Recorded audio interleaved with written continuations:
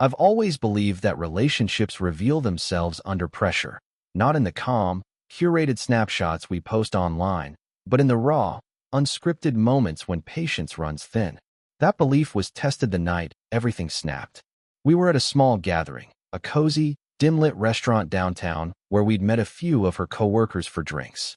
It wasn't anything formal, just a Thursday night out, casual attire, shared appetizers, and laughter that echoed a little too loudly against the exposed brick walls.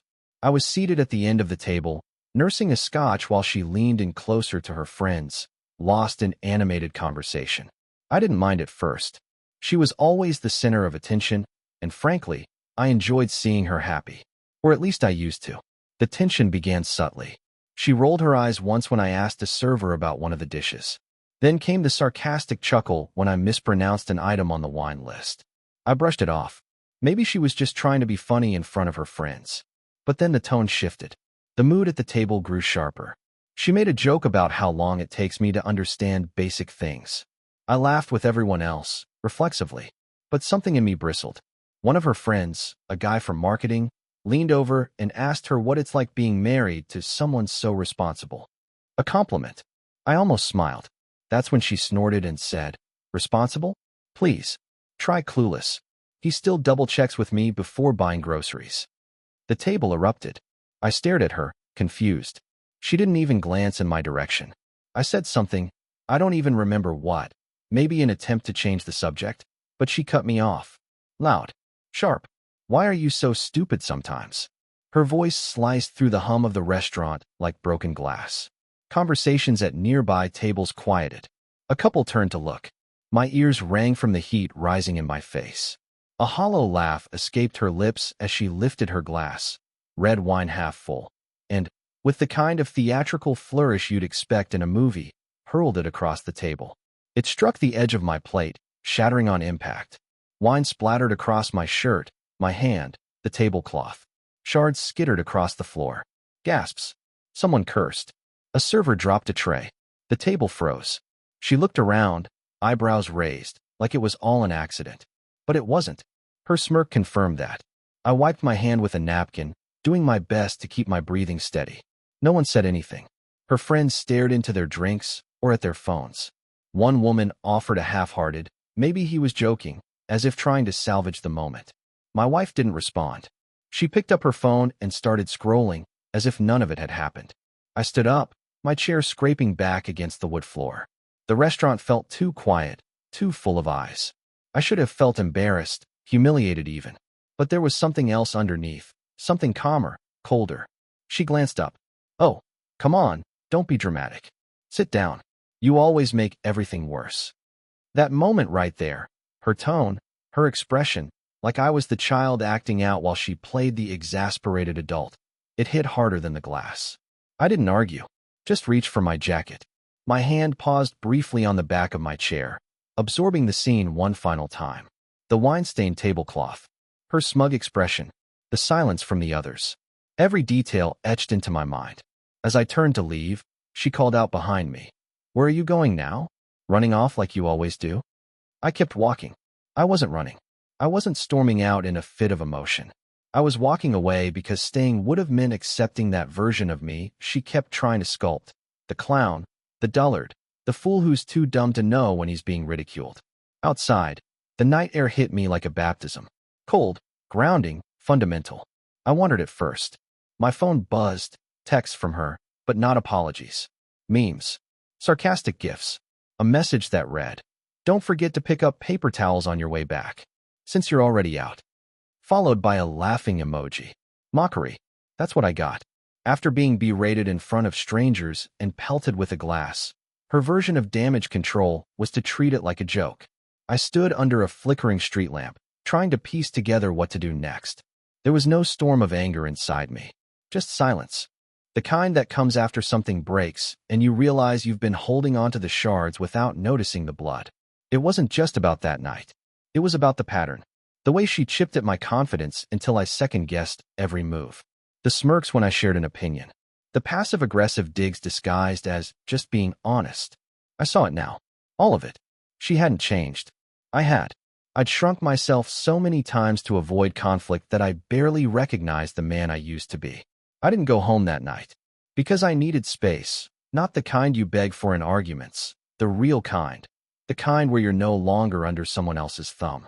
I checked into a cheap motel, ignored her texts, and let the silence grow louder between us. By the time morning came, I already knew what I was going to do. She'd mock me for being so stupid. But what she didn't realize is that I've always done my best thinking when I stopped speaking. And this time, I wasn't coming back with explanations. I was coming back with action. I woke to the staccato hum of the motel air conditioner and the dull ache of dried wine clinging to my skin. For a moment, I stared at the ceiling, the morning light seeping through thin curtains like an accusation. My mind wasn't racing. It was eerily still. Every detail from the night before sat neatly cataloged in my head, and the silence around me felt more honest than anything I'd heard in months. There was no apology on my phone, just more messages from her, each one a breadcrumb of mockery. One said, "Are you seriously sulking?" Another simply read, "Grow up." The last one was a selfie, her half-smile framed by the remnants of last night's lipstick, with the caption, "Back to being fabulous." I stared at the screen until it dimmed. My jaw clenched without thought. My clothes reeked of Merlot and the sour trace of humiliation. I peeled them off like old skin, tossed them into a plastic motel laundry bag, and stood under the shower's weak stream for a long while. When I finally stepped out, something in me had crystallized, cold, hard, immovable. Memories came, uninvited and sharp, like the first time she called me adorably slow in front of her sister and followed it up with a kiss, as though affection could erase condescension. Or the weekend her friends came over, and she joked that she had to explain simple things to me like I was a child. I'd laughed with them. I remember that clearly. Played along because it felt easier than being the wet blanket. I told myself she didn't mean it. It was her way of teasing. But jokes, repeated long enough, become beliefs. It wasn't just about last night. That incident had been a culmination, not a departure. Somewhere along the way, she'd stopped seeing me as a partner. I had become a convenient backdrop, silent, predictable, disposable. And the worst part? I had enabled it. Through silence, through forced smiles, through swallowing every insult whole. There had been signs, too many to ignore now, like how she always managed to be the victim when we argued, twisting every disagreement until I found myself apologizing for things I hadn't done. Her favorite line had always been, "You just don't get it." I see now, I understood too well. I just refused to accept it. By noon, I found myself parked outside a cafe across from our apartment. I wasn't going inside. I was just watching, waiting, observing the rhythms of a life I was no longer interested in pretending to preserve. I saw her leave around 1, dressed impeccably as always, sunglasses on, latte in hand, striding like the world owed her admiration. She paused on the steps, probably expecting to spot me somewhere nearby, ready to grovel. When she didn't, she pulled out her phone. A few swipes, likely checking messages, maybe wondering why my red receipts had vanished. Then she walked away, entirely at ease. She wasn't worried. That told me everything I needed to know. Back at the motel, I started making calls, first to an attorney, a quiet, seasoned man recommended by a friend who'd gone through something equally soul-wrenching. We scheduled an initial meeting for Monday morning. Next, I froze our joint credit card, locked our shared accounts, and redirected my paychecks into a new one. Methodical, precise. By late afternoon, the wheels were already turning. That evening, I drove by our apartment again. The lights were on. Her laughter carried faintly through the open window. Friends must have come over, probably to replay the events of the night before like a sitcom rerun. I wondered if she'd reenact the wine toss. Maybe exaggerate the way I stood there, silent and stunned, make it funnier. Punchier. I could almost hear the room laughing along. Funny how you can live with someone, share a bed with them, make coffee in the same kitchen, and yet occupy entirely different stories. In hers, I was probably a burden. A dull man she outgrew. A safe choice she regretted. In mine, she was the woman I tried to love well. The one I thought I was building a life with. I remember a trip we took 2 years ago to Portland. We'd stayed in this bed and breakfast tucked into a quiet street, run by a retired couple who'd been married 50 years. They told us love wasn't loud. It was in the small things, how you listen when the other is tired, how you fold their laundry the way they like it, how you make room for their weird little rituals. We both nodded then, smiling like we understood. I believe we did. Now I'm certain only one of us had been paying attention. I didn't return to that motel that night. Instead, I drove to an old friend's place just outside the city. Someone I hadn't seen much of since getting married, someone she never really liked. He took one look at me and offered a beer without asking a single question. That quiet gesture felt more sincere than anything she'd provided in months. We talked. Or rather, I spoke for hours. I told him about the night, about the months before it, about the subtle erosion of dignity I hadn't noticed until I was neck deep. He listened, patient and still, until I'd poured out every cracked memory. Then he asked, "So what are you going to do?" I answered without hesitation. Take myself back.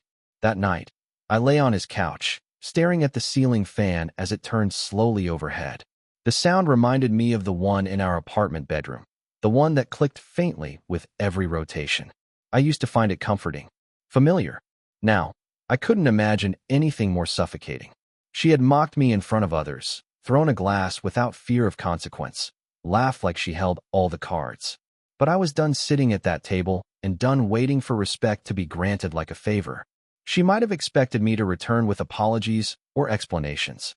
But what she didn't anticipate, what she never prepared for, was what it would look like when the quiet man stopped waiting for her to change. When I left that house, I hadn't stormed out. I had started walking toward something better. By the next morning, the plan had become more concrete. I was done reflecting, done rehashing scenes in my head like an overplayed tape. The pieces were now in motion, and each one landed precisely where it was meant to. First step, the apartment. I didn't want to return for long, just enough time to retrieve what mattered. I knew her routine. Saturdays meant yoga at 10, followed by brunch with the girls, then probably an overpriced pedicure. Predictable. Convenient. I arrived a little after 10:30, timing it just right. Her car was gone. The building lobby was empty. I took the stairs, quiet, steady, focused. Our apartment looked unchanged from the outside, as if the night hadn't happened. But stepping inside felt like entering someone else's life. Her perfume still hung faintly in the air. A mug sat on the counter, lipstick smudged along the rim. I moved through the space without hesitation. There were documents I needed, passports, financial statements, a few insurance files. She always kept them in a file box at the bottom of the hall closet. I found them untouched. I slid them into my backpack, along with my laptop and a few USB drives. From the bedroom, I grabbed a small stack of clothes, just enough to get through the next couple of weeks. As I walked back through the living room, I paused. There, on the console table, was a framed photo from our second anniversary. We'd gone to Charleston. I remembered the heat, the slow drawl of jazz leaking from bar windows, the way she danced barefoot on cobblestones after 2 glasses of wine. The photo caught her mid-laugh, arms wrapped around my neck, eyes full of something that looked like joy. But that woman wasn't here anymore. I left the frame face down. Back at my friend's house, I got to work. I began assembling everything I had, messages she'd sent, receipts she left behind, screenshots from her social media. It wasn't about revenge. I didn't care to destroy her. I just needed proof. Documentation. Something to draw a clean legal line between us without ambiguity. And maybe, just maybe, to remind her that I wasn't blind to the erosion. That afternoon, I met with the attorney. His office smelled of aged wood and quiet power. He listened more than he spoke, scribbled a few notes, and asked pointed questions when necessary. He made no promises, offered no moral judgments. Just strategy. That's what I wanted, clarity. He nodded after reviewing everything. "You're well prepared," he said. "If you want this clean, it can be clean. If you want it surgical, it can be surgical." I replied, then sharpened the scalpel. We filed for separation within 2 hours of each other. He advised me on securing my portion of assets, redirecting shared payments, and removing myself from liabilities. The goal was simple: minimize contact while maximizing stability. I agreed to every term without hesitation. By evening, I had opened a new P.O. box, changed passwords, and rerouted utilities. I hadn't spoken to her once. She hadn't called since the morning, probably assuming I was licking my wounds somewhere, sulking. Her social media had been active, though. A selfie with her best friend, captioned, "Strong women raise the bar. They always do when they think the man's beneath them." Later that night, I made one final call to a friend from college who worked in cybersecurity. He owed me a favor. I didn't ask for anything invasive. Just help compiling a timeline, location tags, cross-reference check-ins, metadata from her posts. I didn't want dirt just for the sake of having it. I needed leverage in case things turned contentious. He called back a few hours later. Calm voice. And what he told me confirmed what I had already started to suspect. There had been patterns, repeat locations tied to the same username.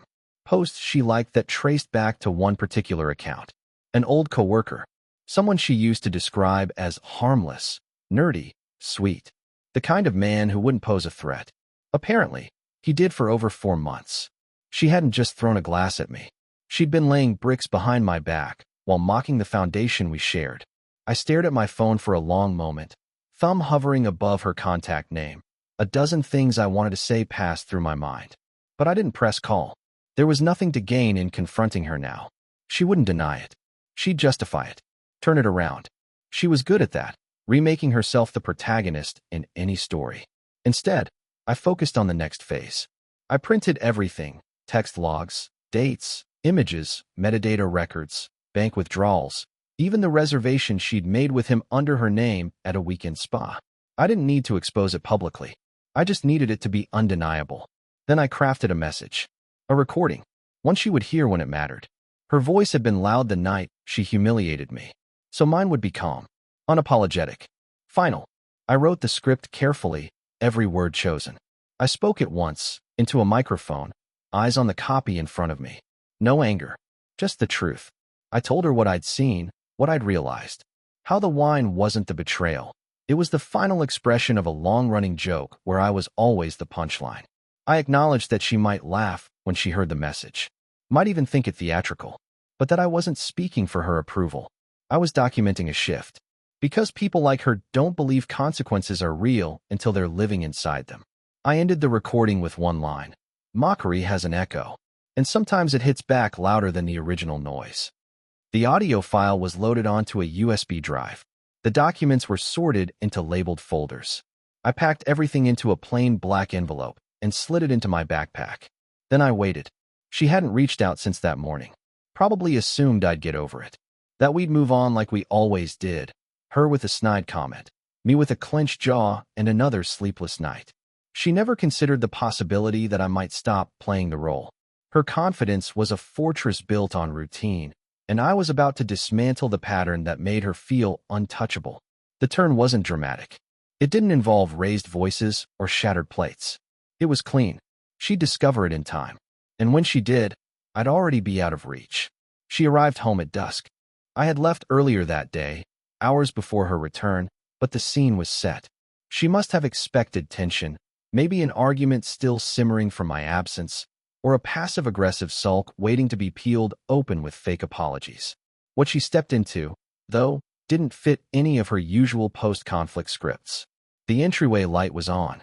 Everything looked undisturbed. Keys in the bowl, shoes lined up by the door, our coats still hanging side by side. Nothing broken, nothing out of place. Yet something about the air felt wrong, and she knew it. She called my name, the tone casual, slightly amused. Probably thinking I was in the bedroom or the shower, stewing.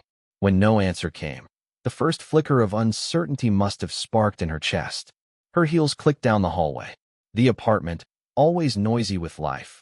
Background music, buzzing phone alerts, idle chatter from her speakerphone, was too still now. That silence, unlike any she'd encountered in our space before, stretched long and taut, almost mocking her expectations. Then she heard it. My voice, low and clear, from the living room. Sit down. She paused. The sound hadn't come from me, physically present, but from the surround speakers we'd installed last year. Her eyes swept the room. No television glow, just a small black speaker on the bookshelf, blinking red. She moved closer. Don't interrupt. My voice continued, calm and deliberate. You've already said everything you needed to say. This is my turn. She stood still, likely stunned. She always thrived on chaos. Noise, movement, layers of emotional confusion she could stir and control. But this was an order. Precision. A man speaking plainly, without rage, without begging. You crossed a line, the recording said. Not because you embarrassed me in public, that was just a symptom. The real break came from months of subtle erasure. From turning me into a punchline you could perform in front of others without pause.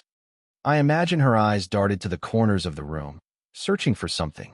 Maybe me, maybe cameras, maybe proof it wasn't real.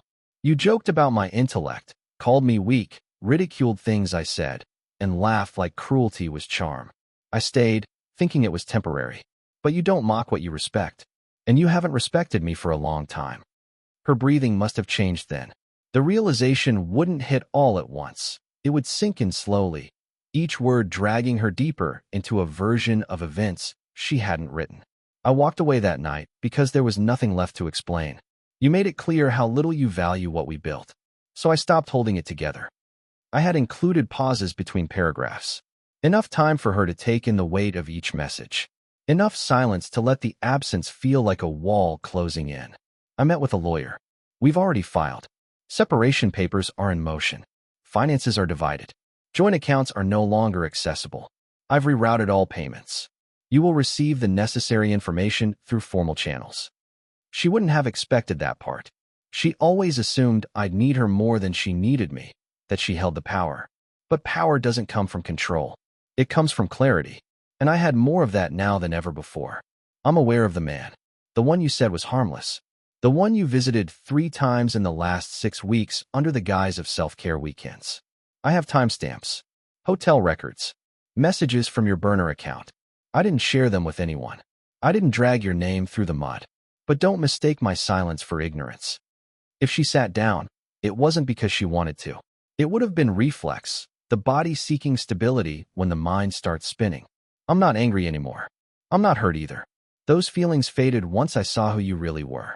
And once I recognized that, I saw my role clearly, to leave, with dignity, on my terms. The voice paused, a longer silence this time, enough for her to start imagining what else was coming.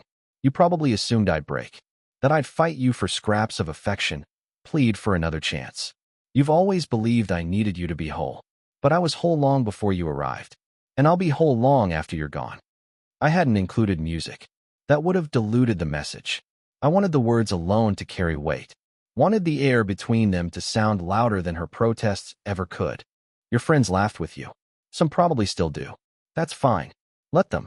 Every kingdom built on mockery eventually eats itself. There was one last pause. Then the final line. You taught me something. When someone throws a glass at you in public, they're just waiting to see if you'll pick up the pieces. I'm not picking up anything anymore. The recording ended with a soft click. Nothing dramatic. No slam. Just silence, pure and unwavering. I don't know how long she stood there. Maybe she screamed. Maybe she cried.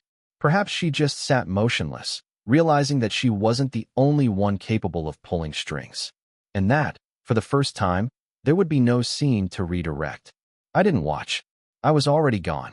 By the time she replayed the message, trying to parse between the lines, hoping to find weakness or doubt, I was finishing dinner at a quiet restaurant across the city.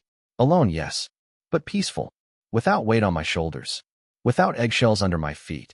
She had written the first part of our story with sharp tongues and passive insults. I had closed it with clarity.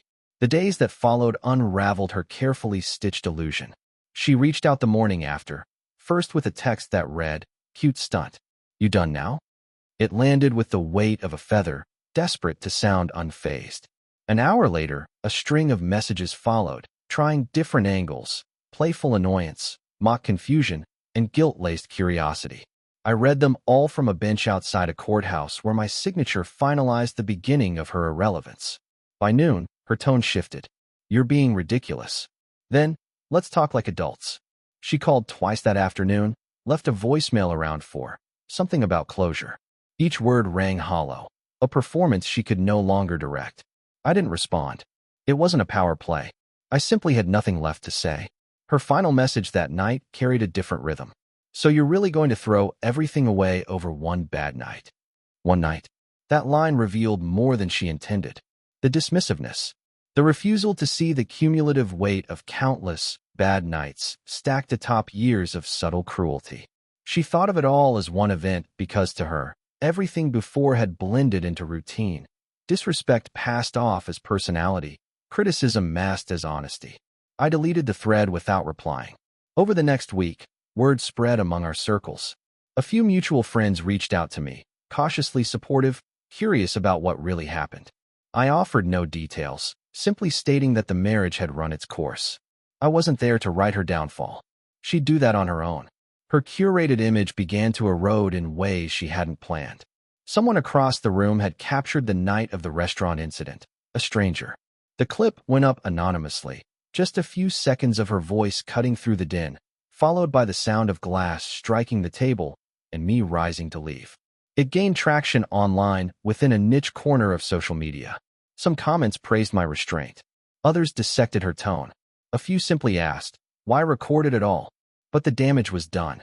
Her behavior was on display, not through any act of vengeance on my part, but through the random justice of the digital age. She made her profile private 2 days later.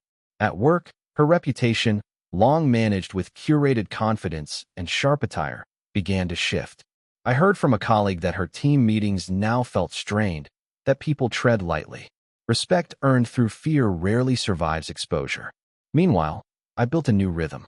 The first weekend on my own, I slept in a place where silence didn't signal danger, where every object in the room belonged to me, without attached memory or hidden tension. I cooked simple meals, ran without music, allowed myself to breathe without flinching. I didn't rush to fill the space she left behind. I wasn't seeking someone else to plug the gap. There wasn't one. What I needed wasn't another relationship. I needed peace. And slowly, I found it. One afternoon, possibly 2 weeks after I left, I happened upon her in the city by accident. She saw me before I saw her, froze mid-step. We stood across from each other on the opposite sides of the crosswalk, separated by traffic and timing. She wore sunglasses even though the sky was overcast. Her hair was pulled back too tightly. There was something tense in her posture, like a string drawn tight and unsure when it would snap. As the light changed, I kept walking. She didn't call out. That night, her name appeared once more on my screen. Just a blank text, as if her thoughts had failed to arrange themselves into words. I archived the thread without opening it. That was the last time she reached out. Months passed. I traveled a bit, reconnected with people she had once pushed to the edges of my life. Friends who said I seemed different now, lighter. I didn't correct them. It was true. The weight she once pressed against my chest with every smirk and sideways jab had lifted. And with it, a version of myself I hadn't seen in years began to return. At a gallery event one evening, someone asked me if I was seeing anyone. I laughed softly. I'm seeing things clearly, I said. That's enough for now. They smiled. Understood. In time, I heard she'd moved. New job. Different city. Some said she started dating again. Some said she went quiet. I had no interest in verifying either version. She was part of a story I finished writing the moment I walked out of that restaurant. One particular evening, I found myself at that same street corner where I'd stood after she threw the glass. The air was cooler now. The restaurant still buzzed with voices and clinking silverware. But none of it reached me the same way. I stood for a moment, watching strangers laugh and argue over overpriced cocktails, then turned away and walked down a quieter path. A man stopped me as I passed a small bookstore nearby. Said he recognized me from the video. That was you, right? With the wine glass woman? I met his gaze, steady. Yeah. He hesitated. You handled that better than I would have. I nodded once. We choose our exits. He didn't know what I meant, but he nodded back, respectfully, and let me continue. Later, at home, I looked at the only photo I'd kept from our marriage and tucked away in a drawer. It wasn't a happy one. It was candid, slightly blurry, taken during a mundane dinner. But in my expression, you could see the moment I realized she wasn't listening. I held it for a second, then dropped it into the shredder. Her voice had echoed through that apartment for years, joking, correcting, controlling. But the last voice to fill it had been mine. She once believed I was too slow to catch on to what she was doing. That I'd stay, laugh along, accept my role in her stage play. That I'd always come back. Instead, I vanished without shouting. I erased my presence with precision, left her to perform without an audience. And when she finally realized the applause had stopped, it was already far too late. Dear listeners, please share your thoughts in the comments, and do not forget to like, share, and subscribe to the channel.